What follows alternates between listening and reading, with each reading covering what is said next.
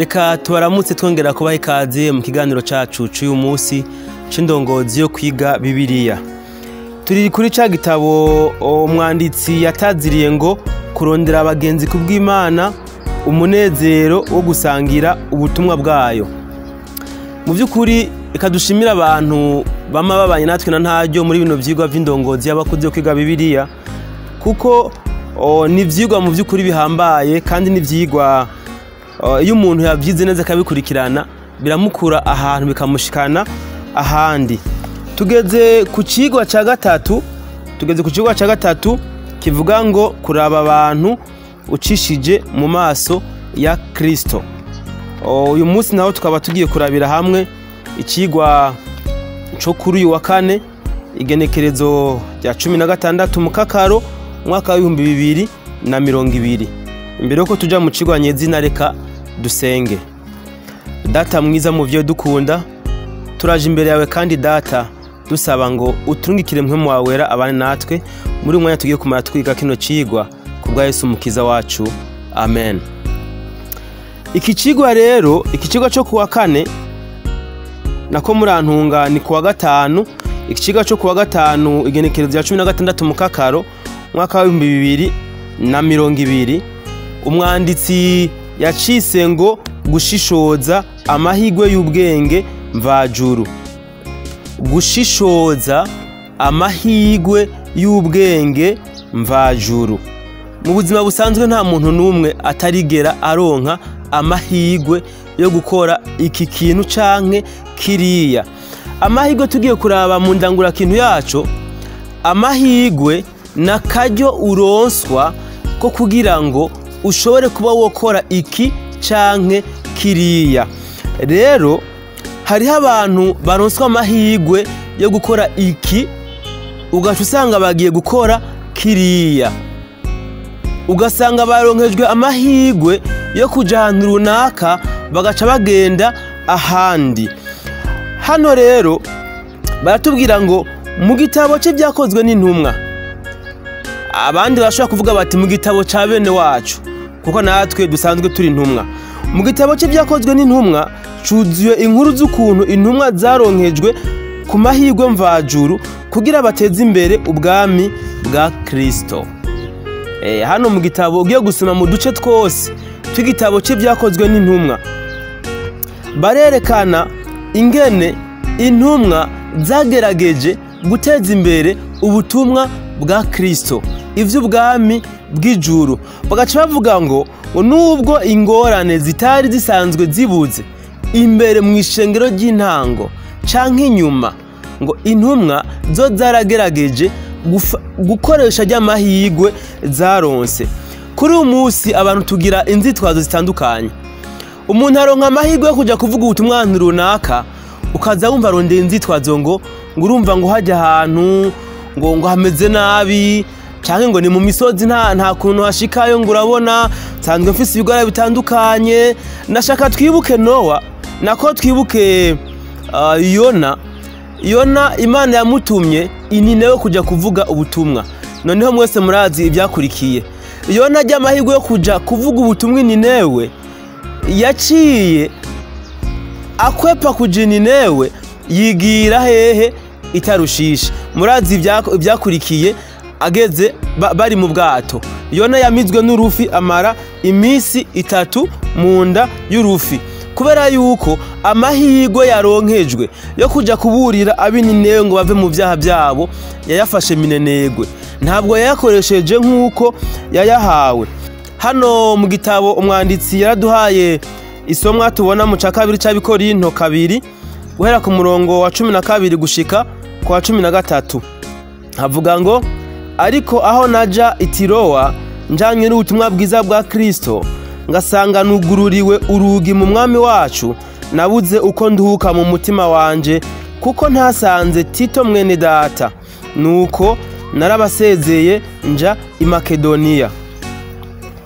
Umwanditsi yakomeje kwandika amajambo avuga ngo Imana yugururiye Paulo umuryango mu buryo butangaje kugira avuge ubutumwa bwiza ku mugabane wa Buraya, kandi yarazi ko imiryango y'Imana yuguruwe uwo munsi ejo bishoboka ikaba yugawe. Hano hantu mu by'ukuri tureke kujya dukinisha amahirwe cyangwa se uburyo twaronkejwe. Uyu munsi turahumeka imwe mu z'abazima, ariko nta wuzi uko ejo tuzoba tumeze. Uyu munsi turagendagenda n'amaguru abiri, uyu munsi turafise amaboko abiri, uyu munsi turafise uburyo bwo kuvuga. Ariko nitwisuzume turabe mu by'ukuri koko ubu buryo dufise, aya mahirwe Imana ikidutije, uyu mwanya Imana ikidutije mwe mu z'abazima, ubu bushobozi tugifise uyu munsi turiko turabuvyaza umusaruro mu kwagura ubwami bwa Kristo.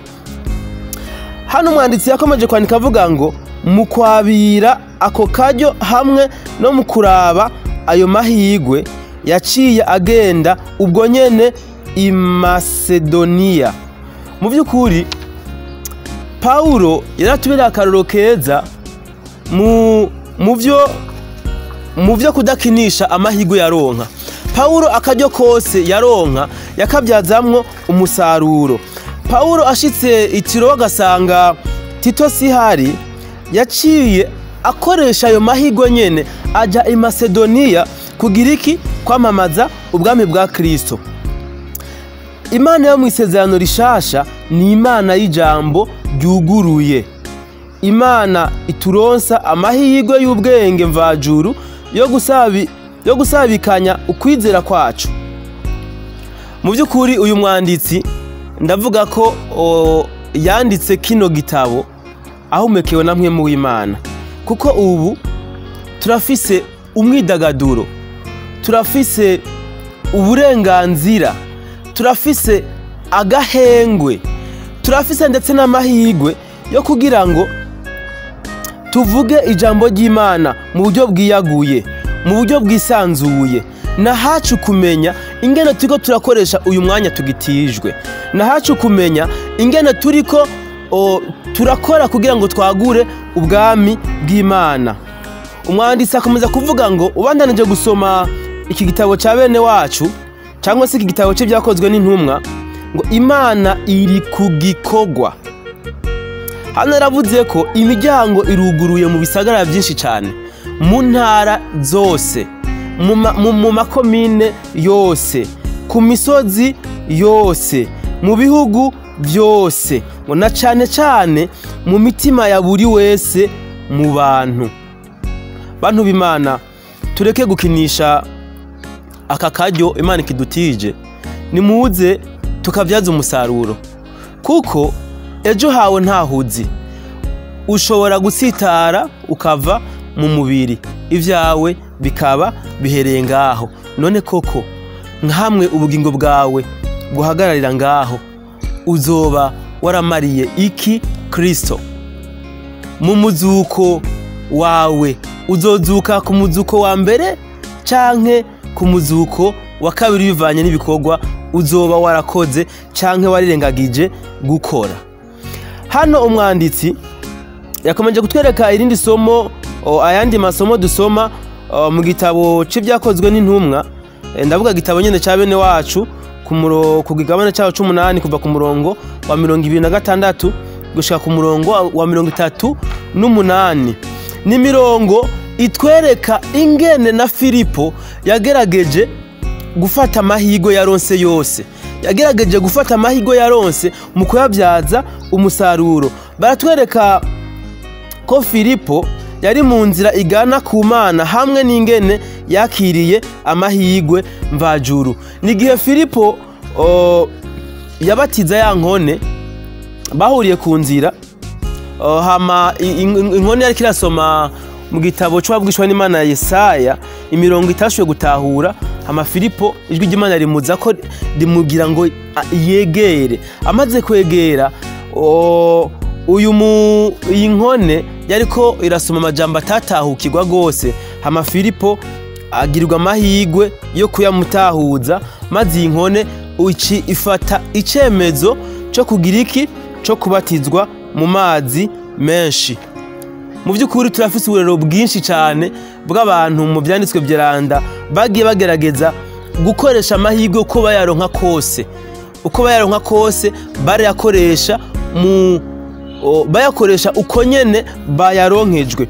Hano umwanditsi yanditse ngo umumarayika yatwaye Filipo ku muntu yari yifuza ukuri kandi yiteguye no kukwakira. Uyu munsi kandi abamarayika bazorongora intambuko z'abasavyi b'Imana. Mpwemu Yera azokweza amajambo yabo, azohumanura anatunganye imitima yabo. Imana ishimwe cyane gose. Uko Mpwemu Yera yarongoye Filipo amutwara ku muntu yarakeneye, yaranyotewe ubutumwa bwiza, ngo niko na nubu Mpwemu Yera azorongora intambuko ku yindi y'abantu bagiye kugera ikirenge muri kijya Filipo yageze mu gihe yagenda kubwira ubutumwa umuntu yarabunyotewe.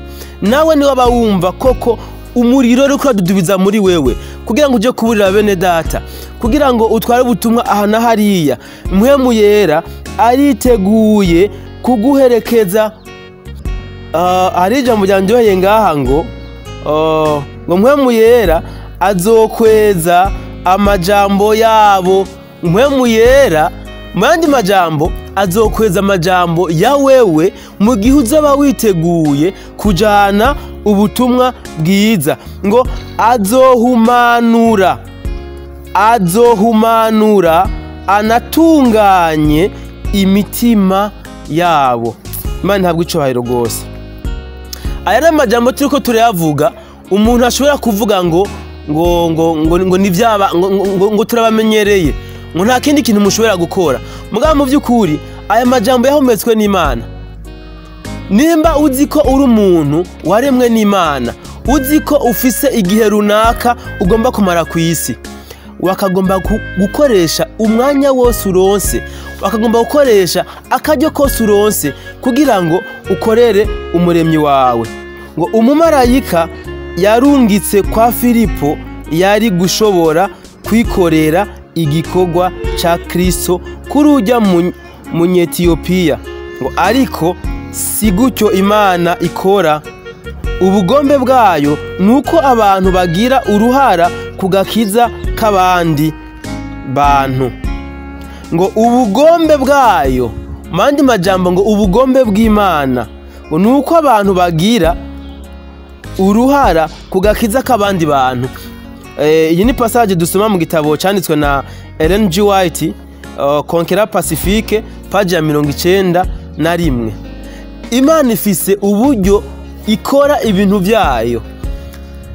Imana ntabwo ari Imana twovuga ngo yakajagari, nta nubwo ari Imana ikoresha dictature. Oya, hano ngo Imana irakenera ko natwe abantu tugira uruhara, ko twerekana icyo dushoboye, tugira uruhara mu kugira iki, mu kurokora bagenzi bacu. Irakenera ko tugira uruhara kugira ngo bagenzi bacu bakire.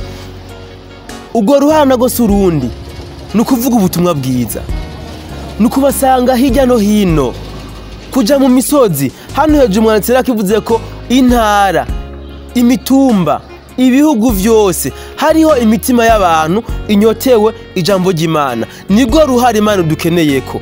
Ubundi Imana yarifise gukoresha abamarayika gusa, mugabo kino gikorwa yashatse ko natwe twigira iki, tukigiramwo uruhara.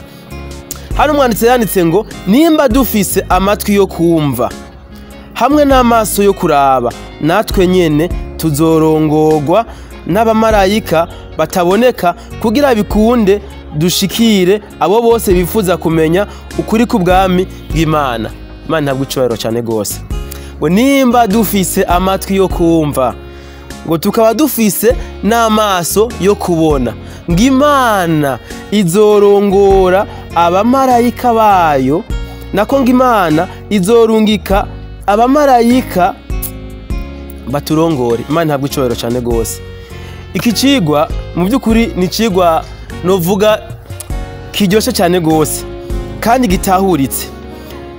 Ndabibutse ko icigwa cyacu gifite umutwe uvuga ngo gushishoza amahirwe y'ubwenge mvajuru.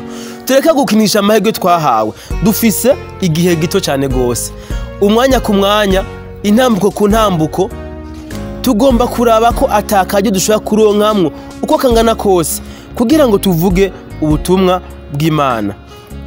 Icigwa cy'uyu munsi kirangiriye ngaha. Mu by'ukuri ndasabira umuntu wese ko yofata, yoshishoza, yoraba akaryo yahawe kugira ngo akabyaze umusaruro. Twicishe bugufi dusenge. Data mwiza, reka tumwe kugushimira ko wabanye natwe muri kano karyo twari tumaze tuko twiga no jambo.